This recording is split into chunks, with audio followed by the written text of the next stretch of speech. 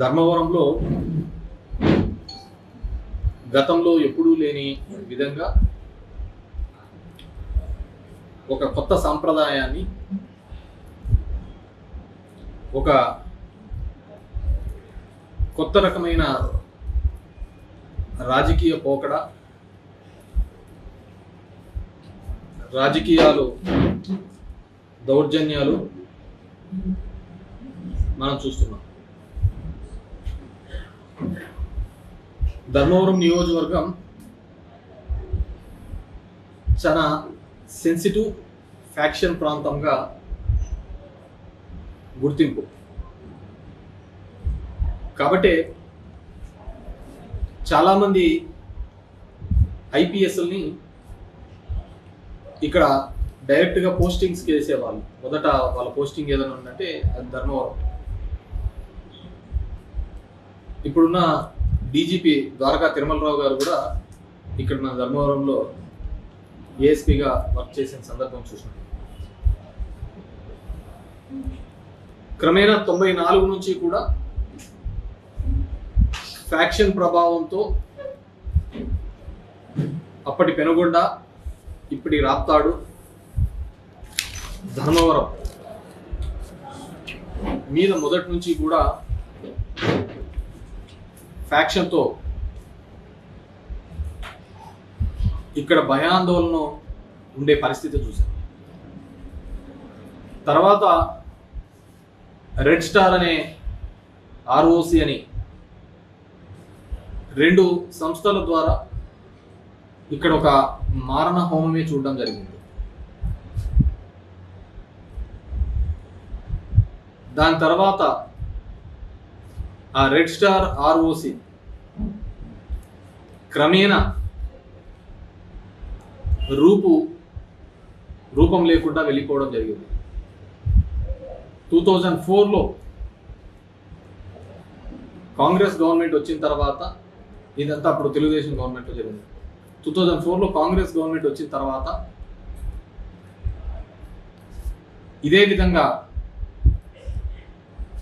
Crime అంతా కూడా వైఎస్ఆర్ వచ్చిన తర్వాత క్రైమ్ అంతా కూడా బాగా కంట్రోల్ చేసుకుంటూ వచ్చి 1-2 ఇయర్స్ ఉన్నప్పటికీ కూడా తర్వాత అన్నీ కూడా క్రైమ్ నేను 2006లో ఇన్ఛార్జ్ తీసుకున్న తర్వాత ఇలాంటి క్రైమ్స్ అన్నిటినీ కూడా నిదానంగా కూడా తగ్గుకుంటా రావడం జరిగింది. గత 5 సంవత్సరాలు చూస్తే నియోజకవర్గ వ్యాప్తంగా ఏ ఒక్కరికి ఇబ్బంది లేకుండా, ఏ ఒక్కరికి ఏ సమస్య లేకుండా ఉండడం జరిగింది. చాలా చోట్ల వివిధ సందర్భాల్లో సమస్యలుండి ఇబ్బంది పడుతున్న సందర్భంలో కూడా మా కార్యకర్తల్ని, మా నాయకుల్ని సముదాయించి మనం లాంగ్ రన్ పాలిటిక్స్ చేయాలి అంటే ఈ ఫ్యాక్షన్ భూతాలకు, ఈ గొడవలకు దూరంగా ఉండాలి అనే విధంగా ముందుకు పోవడం జరిగింది. దాంట్లో భాగంగానే ఎక్కడే కానీ ఒక్క ఫ్యాక్షన్ మర్డర్ కూడా గత 5 సంవత్సరాల్లో చూస్తే ఒక్క ఫ్యాక్షన్ మర్డర్ కూడా లేకుండా, గొడవలు లేకుండా చూసుకున్నా. ముఖ్యంగా మా కార్యకర్తలకు అందరికీ కూడా ఆ విధంగా చెప్పి నిలువరించినందుకు వారికి ముందు నేను క్షమాపణ కోరుతున్నాను. ఎందుకంటే ఆ రోజు కన్నా మనం వాళ్ళు చేసే చేష్టలు కన్నా ఖండించి ఉంటే ఈరోజు ఇలాంటి సంఘటనలు జరిగి ఉండేవి కాదు. ఈరోజు సంఘటన చూస్తే వారం రోజుల కిందట వెంకటగారపల్లి, బత్తల్పల్లి మండలం, ఆ గ్రామంలో వైసీపీ వారికి అక్కడున్న టీడీపీ వారికి ఒక ఘర్షణ జరిగింది. ఆ ఘర్షణకు మూలం ఏంటంటే చిన్న గొడవ జరుపుకున్నారు, మాట అనుకున్నారని పోలీస్ స్టేషన్లకు ఇరువురు గ్రూపుల్ని రమ్మని చెప్పినారు. మా వాళ్ళందరూ కూడా పోలీస్ స్టేషన్కి వచ్చిన పిమ్మట మా పోలీస్ స్టేషన్లోకి వచ్చిన తర్వాత వాళ్ళ మీద బయట ఊరు వ్యక్తులు వచ్చి దాడి చేయడం జరిగింది. దాడి చేస్తే ఎక్కడైనా కానీ ఆ ఊర్లో వాళ్ళ మీద బయట ఊరోళ్ళు వచ్చినప్పుడు ఆ బయట ఊరోళ్ళ మీద ఇంటి మీదకి దాడి అనే కేసు కింద వాళ్ళను అరెస్ట్ చేయాలి. ఆ విధంగా కాకుండా వాళ్ళ ఇంటి మీదకి దాడికి వచ్చినప్పుడు జరిగిన తోపులాటలో ఒకరికి దెబ్బ తగిలిందనే ఉద్దేశంతో మా వాళ్ళను అటెంప్ట్ మర్డర్ కేసు పెట్టి ఇక్కడ వేరే ఊరు వాళ్ళు అనంతపూర్ నుంచి ఇంకో ఊరు నుంచి మా వాళ్ళ మీదకి వచ్చినారు. వాళ్ళ ఇంటి మీదకి వస్తే అటెంప్ట్ మర్డర్ పెట్టి వాళ్ళను ధర్మవరం సబ్ జైల్లో రిమాండ్కి పంపించడం జరిగింది. వాళ్ళు ధర్మవరం సబ్ జైల్లో రిమాండ్ కూడా విషయం నాకు తెలుసుకొని ఈరోజు ఉదయం మధ్యాహ్నం 3 గంటలకు నేను ఎవరైతే ఉన్నారో వాళ్ళను కలవడానికి ములాఖాత్ తీసుకోవడం జరిగింది. ఆ ములాఖాత్ తీసుకున్న పోయే సందర్భంలో మా లీడరు ఒకతను, ఆ కార్యకర్త ఒకతను కొత్తగా ఎర్టిగా కారు కొన్నాడు. ప్రవీణ్ నాయక్ అని పిల్లోడు. అన్న కొత్త కారు కొన్నా అన్న, నిన్ననే హైదరాబాద్ నుంచి డెలివరీ తీసుకొని వచ్చిన అన్న, మీరు డ్రైవ్ చేయాలన్నా అంటే నేను ఆ కార్ తీసుకొని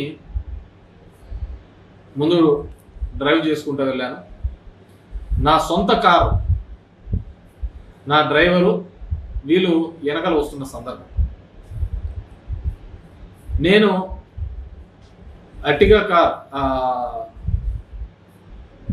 జైలు దగ్గరకి వెళ్తే అది రైట్ సైడ్ ఉంటుంది, నేను లెఫ్ట్ సైడ్ నుంచి వచ్చి యూటర్న్ తీసుకొని దాంట్లోకి సబ్ జైల్లోకి వెళ్ళాలి. నేను నా కార్ తీసుకొని లోపలికి వెళ్ళాను. మిగతా కార్లన్నీ అలౌ చేయరు కాబట్టి అవన్నీ కూడా బయటికి యూటర్న్ తీసుకొని బయట పెట్టే క్రమం చేశాను. ఆ బయట పెట్టే క్రమంలో మా వాళ్ళు యూటర్న్ చేసుకునే సందర్భంలో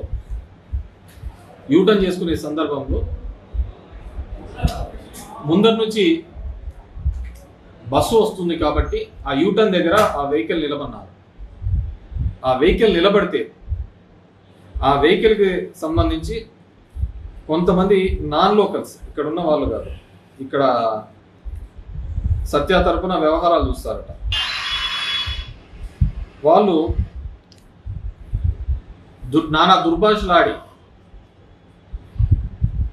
ఆ డ్రైవర్ మీదకి అటాక్ చేయడానికి రావడం జరిగింది. ఆ అటాక్ చేస్తూ నా సందర్భంలో ఉన్న వీడియో ఇది. పోలీసులు అక్కడ ఉండి, అతని పేరు ఇక్కడ ఉన్నారు భాష అనే అతను, ఇంకో వాళ్ళను నిలవరించకుండా వాళ్ళను ప్రోత్సహించిన పద్ధతితోనే కనపడుతూ ఉంటుంది.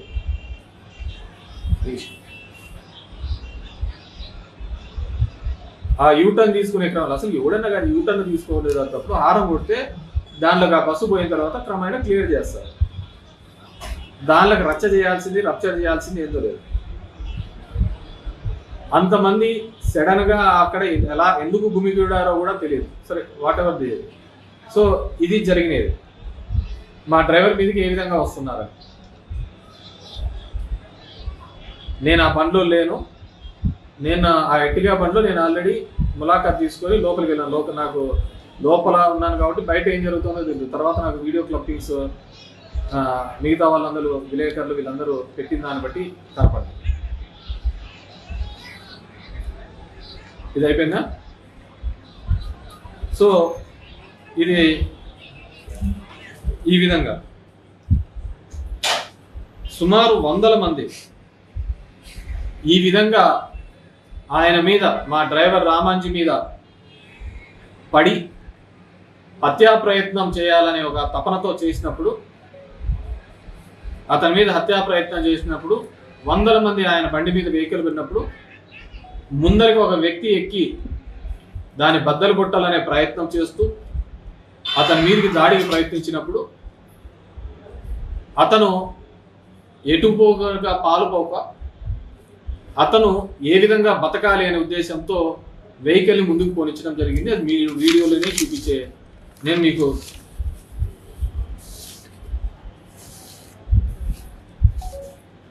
వీడియోలోనే మీకు క్లియర్గా చూపించిన. అతని మీద ఎంతమంది పన్నారు, అంతకుముందు అతని మీదకి దాడికి ఏ విధంగా ప్రయత్నం చేసినారు, బండి మీదకి ఎక్కి ప్రాణాలు కాపాడుకోవాలనే ఉద్దేశంతో మా డ్రైవరు అక్కడి నుంచి వెళ్ళిపోయే పరిస్థితి చూసినారు. దాంట్లో దాని మీద ఎక్కి అతని మీద దాడి చేయాలనుకున్న వ్యక్తి కింద పడడం జరిగింది. సో అక్కడ ఎందుకు అంతమంది ఉన్నారో ఏమో, అసలు ఎందుకు ఏ విధంగా గుమ్ముకున్నారు. మేమంతా 5-6 మంది ఉంటాం, హార్డ్గా చూస్తే 5-6 మంది ఉన్నాం, అంతకు మించి ఏమి ఎక్కువ లేరు. మేము లోపలికి వెళ్ళిపోయినాం, సబ్ జైల్లో ఉన్నాం, ములాఖాత్లో అక్కడ మాట్లాడుతున్నాం. దాని తర్వాత అక్కడ ఉన్న మా వాళ్ళలో ఇతను మా సాక్షి విలేకరి రమేష్, అందరికీ తెలిసినదే, మీ మిత్రుడు, మీతో పాటు తిరిగేవాడు, మీతో పాటు తినేవాడు, తిరిగేవాడు, తిల్లాడేవాడు. ఇతనంటే తెలియలేదు. ఇతని మీదకి సామూహికంగా 6 మంది వచ్చి లాఠీలు తీసుకొని, పోలీస్ చేతిలో ఉంచి లాఠీలు తీసుకొని 6 మంది వచ్చి ఒక విలేకరి మీద దాడి చేయడం జరిగింది. ఆయన ఏమి వేరేది ఏంది చేయలేదు, అక్కడ జరుగుతున్న సంఘటన ప్రాంతాన్ని మొత్తం రికార్డింగ్ చేస్తున్నారు. సంఘటన ప్రాంతాన్ని మొత్తం రికార్డ్ చేస్తున్నాడు. దానికి రికార్డ్ చేసుకుంటే అతని దగ్గర ఫోన్ గుంజుకోవడం జరిగింది, ఆ ఫోన్ పగలగొట్టుకోవడం జరిగింది. ఆ ఫోన్ ఇంకా ఇప్పటికీ అతని చేతికి అందించలేదు. రమేష్ అని మీ అందరికీ తెలిసినది, తెలుసా లేదా? తెలుసు, ఎందుకంటే మనం అన్ని అమర్నాథ్ రెడ్డి అని ఇతను స్టూడెంట్ లీడరు. 2012లో 16లో డిసెంబర్ శబరిమలకి వెళ్తూ యాక్సిడెంట్ అయ్యి, శబరిమలకి వెళ్ళి యాక్సిడెంట్ అయ్యి ఇతనితో పాటు నరసింహారెడ్డి అనే ఒక పిల్లోని కూడా మేము అప్పుడు కోల్పోవడం జరిగింది, రేగట్పల్లి పిల్లోని. ఇతను ఆ రోజు వెన్నెంక కూడా మొత్తం డ్యామేజ్ కావడం జరిగింది. ఈరోజు చూడండి ఏ విధంగా బాధినారో. తిరుగు ఏ విధంగా ఇతన్ని బాధినారు. ఇదంతా కొట్టినది. ఇది అప్పుడు జరిగిన యాక్సిడెంట్లో ఇతని వెన్నెంక జరిగినది. ఇతను నడవలేని పరిస్థితి. ఎవరిని అడిగినా చెప్తారు ఇక్కడ నుంచి 4 అడుగులు కూడా వేయలేడు. ఇతన్ని 10 మంది గుంపేసుకొని కొట్టడం జరిగింది. ఒక వికలాంగుడు. హ్యాండిక్యాప్ పెన్షన్ వస్తుందా? చెయ్యి. ఆ రోజు డ్యూటీలో ప్రాణాలతో తప్పించుకోబెట్టి కూడా నడవలేడు వికలాంగుడు. ఇతన్ని కూడా కుప్పేసి అందరూ కలిసి కొట్టడం జరిగింది. ఇతను నేను షోలో వీడియో ఎక్కడ ఉన్నాడు, పెట్రోల్ బంక్ పక్కన, పెట్రోల్ లోపల దూరుకున్నా కూడా పెట్టలే.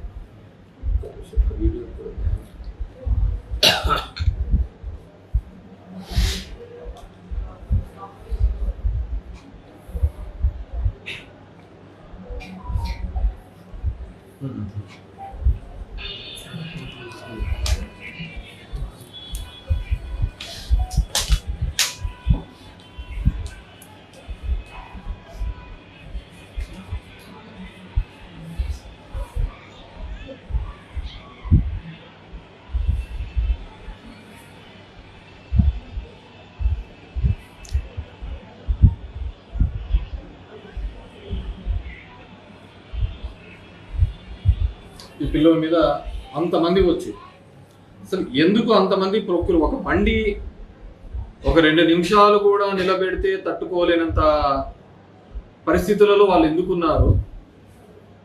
ఈరోజు నేను వచ్చి ములాఖాత్ చేస్తున్న విషయం అందరికీ తెలిసిన విషయమే. మ్యాక్సిమం అందరికీ కూడా నేను ఈరోజు వస్తాను ములాఖాత్కి కలవడానికి వెళ్తానని చెప్పేసి తెలుసు. వాళ్ళు అంత త్వరగా అక్కడ ఏమీ లేని సంఘటనకు ఎందుకు ఆ డ్రైవర్ మీద అంతగా దాడికి ప్రయత్నం చేయాలని చూసినారు, ఎందుకు వాళ్ళ మీద పడి చేసిన తర్వాత దాన్ని ఎందుకు అంత పెద్ద సీన్ క్రియేట్ చేయాలని చూసినారు, ఎందుకు ఆ విధంగా చేయాల్సి వచ్చింది. సో దీని వెనకాల ఎందుకంటే I have informed the department. DSP గారు సెలవు మీద ఉన్నారంట, 1 టౌన్ సిఐ గారు సెలవు మీద ఉన్నారు. దీంట్లో అన్నిటికంటే ఏంటంటే పోలీస్ స్టేషన్ 1 టౌన్ పోలీస్ స్టేషన్కి సబ్ జైలుకి మధ్య ఉండేది కామన్ వాల్. అంటే 100 అడుగుల దూరం కూడా లేదు పోలీస్ స్టేషను, 100 అడుగులు కూడా లేదు పోలీస్ స్టేషను. పోలీస్ స్టేషన్ 100 అడుగులు కూడా దూరంలో లేకుండా ఉన్న దానిలోకి ఈ విధంగా శృతి మించి ఏ విధంగా వస్తారు. మేము 5 years ఉన్నప్పుడు ఎప్పుడే కానీ ఇలాంటి సంఘటనలు జరిగాయి.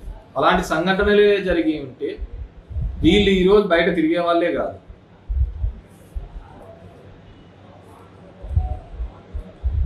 మనం ఏదైనా కానీ మంచి చేస్తే ఆ మంచి మళ్ళీ తిరిగి మనకు వస్తుందనే ఆలోచనతోనే పోయినంత. ఇలా షార్ట్ టర్మ్ పాలిటిక్స్ ఎప్పుడే కానీ చేయలేదు. 100 అడుగుల దూరంలో ఉన్నా కానీ అక్కడ దగ్గర ఒక 2-3 hours ఈ విధంగా జరిగితే 2 hours జరిగినా కానీ ఎందుకు ఇమ్మీడియట్గా పక్కన ఉన్న దానిలో స్టేషన్ నుంచి మేము రాలేకపోయినాం. డిస్టిక్ హెడ్ క్వార్టర్స్ రావాలంటే 35 kilometers 40 minutes మొత్తం అంతా బెటాలియన్ రావచ్చు. అసలు పోలీసులు లాఠీ తీసుకొని ఏ విధంగా కొడుతున్నారు వాళ్ళను. ఒక విలేకరి చెప్తున్నాడు,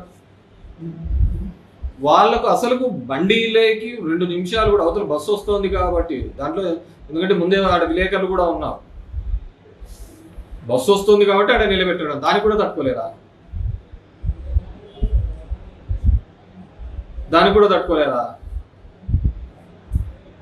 సో ఈ విధంగా వారి మీద దాడి చేయడం జరిగింది. కొంతమంది చూసినాం జనసేన వాళ్ళు ప్రెస్ మీట్ పెట్టి బహిష్కరించాలని. డెఫినెట్గా అది ఎప్పుడో నిన్ను ఊరంతా ఇడిచిపెట్టి 2004లో ఎక్కడో దాక్కుంటే మా చిన్నాయనను వాళ్ళను పట్టుకొని నేనేదో ఊర్లో వచ్చి బతుక్కుంటానంటే ఫ్యాక్షన్ అనేది ఇక్కడ గ్రామాలలో ఉండకూడదు, అది మంచి సంస్కృతి కాదు, జరిగిపోయిన తరాలలో మళ్ళీ మనల్ని ఆ విధమైన భావంతో ఉండకూడదు అనే ఉద్దేశంతో వాళ్ళని తీసుకొని రావడం, వాళ్ళని బహిష్కరించారు. ఖచ్చితంగా టైం వస్తుంది.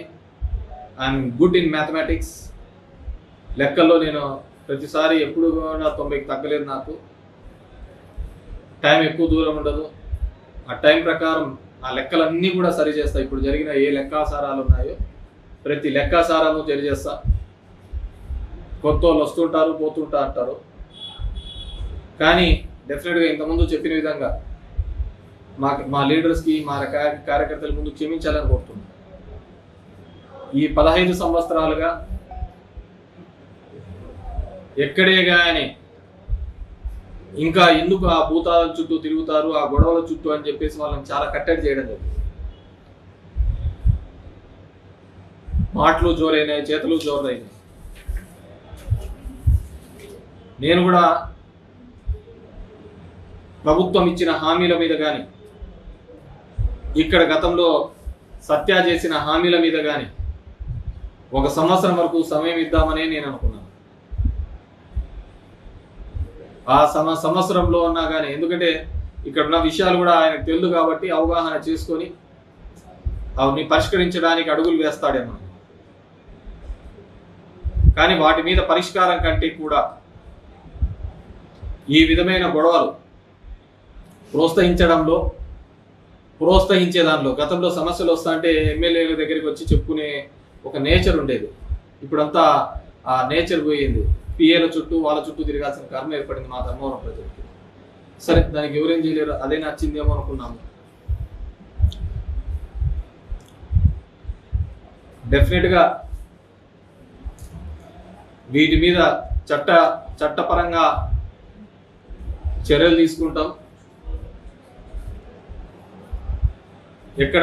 ఎందుకంటే నేను లోపలికి వెళ్ళి కూర్చున్న తర్వాత నాకు 5 నిమిషాలకి నోటీస్లోకి తీసుకొని వచ్చినారు. అది కూడా మొత్తం రికార్డెడ్ ఎవిడెన్స్ ఉంది. సో డెఫినెట్గా ఇలాంటి చేష్టలు మంచిది కాదు. ధర్మవరం ప్రజలకు నేను నెత్తి నోరు కొట్టుకొని చెప్పిన, మీరు చాలా మోసపోతున్నారు ఈ విధంగా అని చెప్పేసి. కానీ ఎందుకో నా మాటలో పెడచెవిని పెట్టడం జరిగింది. కాబట్టి నేను కూడా ఒకసారి ఇది చేసిన తర్వాత వాళ్ళ విలువ తెలియాలా, నా విలువ తెలియాలి అంటే దాని గురించి వచ్చిన సందర్భంలో మాట్లాడదామని చెప్పేసి. అంటే నేను మొన్న జరిగిన సంఘటనలో పెట్టడం, మా వాళ్ళను 307 అక్రమ కేసు పెట్టడమే తప్పు. బాధితులను పరామర్శించడానికి వెళ్ళినప్పుడు ఒక చిన్న ఇది పెట్టుకొని అంతమంది గుమ్ముగూడి అంత రాద్ధాంతము చేయడం తప్పు. దాని మీద ఈ విధమైన పద్ధతిలో పోవడాన్ని తీవ్రంగా ఖండిస్తున్నాము. డెఫినెట్గా ఎక్కడికి పోదు, అంతా కలిసినా కానీ ఇంకా 3 నెలలు అయిపోయింది, 50 నెలలు గిమిలి వస్తాయి ఇంకా తొందరగా. సో ఎక్కడే కానీ మా వాళ్ళను అందరినీ కూడా అక్కడ ఉన్నప్పుడు కానీ ఇక్కడికి వచ్చిన వాళ్ళందరికీ కూడా ఎవరైతే మద్దతు తెలపడానికి వచ్చినారో, ఎవరైతే తోడుగా నిలబడినారో, ఫోన్లు చేసి మేమంతా వస్తామన్నా కానీ వద్దు, వాళ్ళంటే పనికిమాలోళ్ళు, పని పాట లేదు.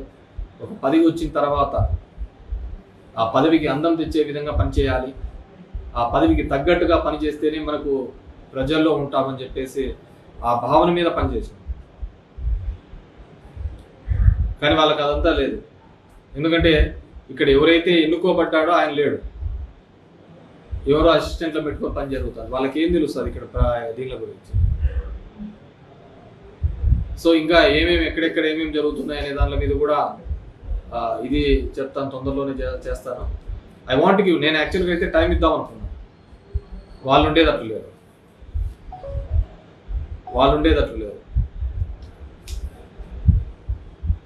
కాబట్టి అందరూ కూడా నాకెవరైతే అందరూ వస్తాము ఇదేందినా ఇల్లేందినా ఎప్పుడు లేదంటే నేను చాలా మందిని అందరినీ వద్దని చెప్పిన, ఎవరు రావద్దండి, అనవసరం మనకి ఇవన్నీ, మనం ఇట్లాంటివన్నీ ఆ లైన్లో లేము. ఉనికి చాటుకొని ఒక ప్రయత్నంలో భాగంగా జరిగిందని నేను అనుకుంటున్నాను. ఉనికి కోసం తాపత్రపడే విధంగా నేను చెప్పేసి ఆ బండిలో మా డ్రైవర్ ఉన్నాడు, నేను లోపల ఉన్నాను. ఒక హారం కొట్టిన దానికి ఒక హారం కొడితే ఆ బండి యూటర్న్ తీసుకొని పక్కన నిలబెట్టే దానికి ఇంత రాద్దాంతం చేస్తారు. సరే, వాట్ ఎవర్ మేబీ వీళ్ళ బాధితులు కూడా ఇప్పుడు నేను డిపార్ట్మెంట్కి కూడా కోరుకునేది ఒకటి, you maintain law and order, ప్రాపర్గా మెయింటైన్ చేయాలని కోరుతున్నాను. ఈ దొంగ కేసులు ఇలాంటి తప్పుడు పెట్టడం వల్ల డెఫినెట్గా అది ఇంకో పద్ధతికి లీడ్ అవుతుంది. Dharmavaram is very sensitive area. వాటిని తగ్గించడానికి నాకు 15 ఏళ్ళ నుంచి 18 ఏళ్ళు పట్టింది టైము.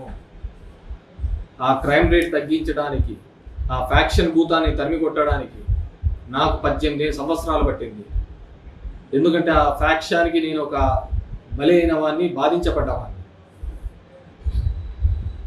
కాబట్టి అది ఇంకా ఫ్యాక్షన్ అనేది ఉండకూడదు అని కోరుకునేవాడిని. ఆ ఫ్యాక్షన్ ఉండకూడదు అని కోరుకున్నాను కాబట్టి ఆ ఫ్యాక్షన్ తగ్గించడానికి నాకు ఇన్ని సంవత్సరాలు పట్టింది.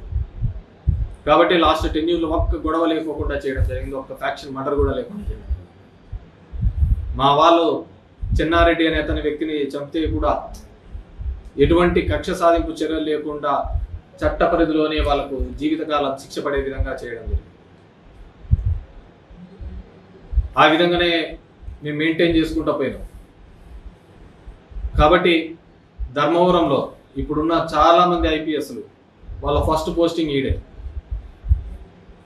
ఇంతకుముందు అనుకుంటా అంజనా సింహ కావచ్చు, తేజ్దీప్ కావచ్చు, ఇప్పుడున్న ద్వారకా తిరుమలరావు కావచ్చు, అకుల్ సబర్రావు కావచ్చు, మనీష్ కుమార్ సిన్హా కావచ్చు, రాజశేఖర్ బాబు కావచ్చు, N number of people. It's so sensitive,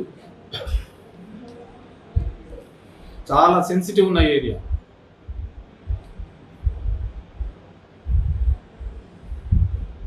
ఇక్కడ 10 రూపాయల దగ్గర నుంచి మర్డర్ చేసే వాళ్ళు ఉంటారు ఇంతకుముందు. ఈరోజు ఆ కాలం లేదు.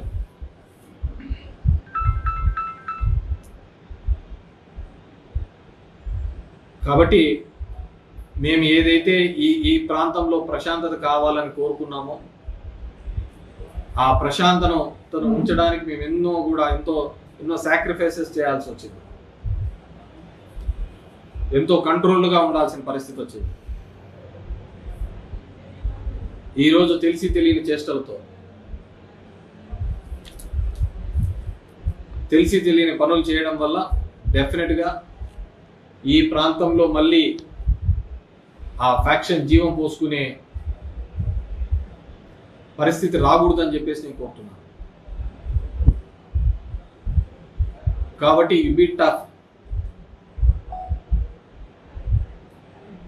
గట్టిగా వీటి మీద చర్యలు తీసుకునే విధంగా ఉండాలి అని చెప్పేసి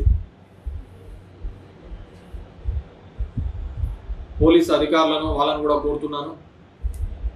డోంట్ టేక్ చాలా లైట్గా తీసుకోవద్దండి. ఊరికనే ఉన్నాడు, వాళ్ళు చేసినారు, ఇది అని చెప్పేసి.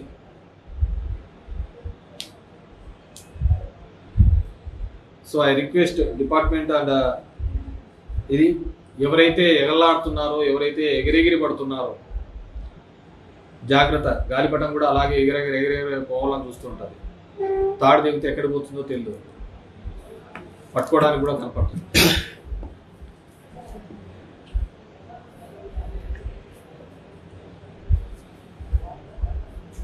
ఎవ్రీథింగ్, ప్రతి ఒక్కటి కూడా వాచ్ చేస్తున్నాం. జరుగుతున్నవి because we want to give time. Anything else? Thank you. Any questions? డెఫినెట్గా మా అమర్, రమేష్ వీళ్ళు ఇంకా ఒకరిద్దరు ఉన్నారు. వాళ్ళిద్దరు కూడా కంప్లైంట్ చేయడం జరుగుతుంది. వాళ్ళిద్దరు స్టేషన్కి కంప్లైంట్ ఇచ్చే కార్యక్రమం చేయడం జరుగుతుంది. వైఎస్ఆర్సీపీ శ్రేణులు భయపడించేందుకే ఇది ఒక ట్రయల్ రన్ అనేది ఆరోపణలు ఉన్నాయి. ఇప్పుడు నేను ఎవరికి చెప్పకుండా, ఎవరిని రమ్మనకుండా, ఎవరితో మాట్లాడకుండా, బికాస్ లోపల ఆ కార్యక్రమం చేయలేం కాబట్టి మాకు ఇంతమంది వచ్చినారు. అదే చేసింటే ఏముంటుంది? It's not nuisance. మనం అది అలాంటివి ఎంకరేజ్ చేయాలా అనేది ఇది లేదా. సో అలాంటివి చేస్తే ఇంకేముంటుంది? జరిగిన సంఘటన మినిస్టర్ స్పందించి ఎక్స్ట్రా పోస్ట్ పెట్టారు సార్.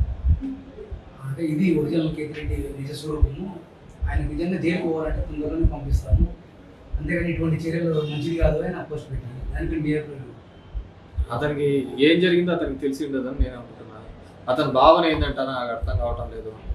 సత్యభావన ఏంటంట, ఏమంట ఆ బండి గుద్దడం తప్పు, ఆ విధంగా డ్యామేజ్ చేయడం తప్పు అనేది ఆయన భావన అంటున్నా. అంతేనా? నేను అంత నీట్గా వీడియో చూపించాను కదా. ఒక 200 మంది ఒక వెహికల్ మీద పడితే, ఒక 200 మంది ఆ వెహికల్ని డ్యామేజ్, ఆ వ్యక్తి మీద చంపాలనే ప్రయత్నం చేస్తే ఆ వ్యక్తికి ఉన్న దారి ఏంది? అక్కడ నుంచి తప్పించుకోవడం తప్ప ఏంది ఉంటుంది? అదే విధంగా ఉంటుందా? అంతమంది వాళ్ళు చెప్పడానికే చూస్తున్నారు. నేను రికార్డెడ్ చూపించాను కదా. నిలవన్న బండికి అంతమంది వచ్చి అంతమంది ఆ విధంగా చూచాడు. కేతిరెడ్డి నిజస్వరూపం చూపించాలనుకుంటున్నాడు, చూడాలనుకుంటున్నాడు, చూపిస్తాము. దానికి ఏముంటుంది? తప్పే ఉంటుంది. ఇంకా జైలు అంటావా? రాజకీయాల్లోకి వచ్చినప్పుడే మేము అన్ని తెగించే వచ్చినాయి. ఈ జైళ్ళకు దీనికేమి ఇదే. సరే, ఆ కార్యక్రమాలు కూడా చూస్తాం. అతనికి ఇది జరిగిన సందర్భం ఏందో దాని మీద విచారణ వ్యక్తం చేయకుండా, దాని మీద ఏందిరా మనకైనా సిగ్గన్నా ఉండాలా. నేను ఒక మంత్రి స్థాయిలో ఉండి నేను అక్కడ ఉన్నాను, నేను ఎక్కడి నుంచో వచ్చింటే నన్ను అక్కడ గెలిపించినారు, అలాంటిది ఒక బండి పెట్టుకొని ఆడ ఇది చేస్తారు. నేనంటే ఇది ఆడ వీడియో ఎవిడెన్స్ ఉన్నాయి కదా. వీడియో ఎవిడెన్స్ అన్ని చూపిస్తాను కదా. మళ్ళీ ఏం దేవేంద్ర నీకు కూడా తెలుసు కదా, ఆయన ఎక్స్లో పోస్ట్ చేసినట్టు ఆయనకు వచ్చిన అవగాహన మేరకు ఉంటుంది. బేసిక్గా అవగాహన రాహిత్యం వేరు కదా, సమాచారం వేరు, దాన్ని అవగాహన చేసుకోవడం వేరు. ఇది ఉంటుంది. ఒక బండి మీద 100 మంది పడినారు, 100 మంది బండి మీద పడితే అతని మీద అంతకుముందే ఒక 10 నిమిషాలు ఆర్గ్యుమెంట్ జరుగుతున్న వీడియోస్ చూశారు. ఎందుకు ఆర్గ్యుమెంట్ చేస్తున్నాడు? బండిలో కూర్చున్న అతని మీద, మా డ్రైవర్ మీద ఎందుకు ఆర్గ్యుమెంట్ చేస్తున్నాడు? నేను ఉన్నానా, నేను లోపల ఉన్నాను. మరి ఎవరితో, డ్రైవర్తో ఆర్గ్యూ చేయాల్సిన అవసరం ఏమొచ్చింది? 200 మంది ఆర్గ్యూ చేస్తారా? ఒక బండి మీదకి వచ్చినప్పుడు అతనికి ప్రాణ సంకటం ఉన్నప్పుడు ఖచ్చితంగా ఇది చేస్తాడు. That's what he did. భవిష్యత్తులో ఇలాంటి దౌర్జన్యాలు మళ్ళీ పునరావృతం అయితే మీ రెస్పాన్స్ నేను చెప్పాను కదమ్మా, everything will take care. Anything విషయం తెలిసి ఇది చేసుకుంటా అంటే బాగుంటుంది. ఇంకా దాన్ని సమర్థించినాడంటే సత్య నిజంగా గ్రేటే అనుకోవాలి.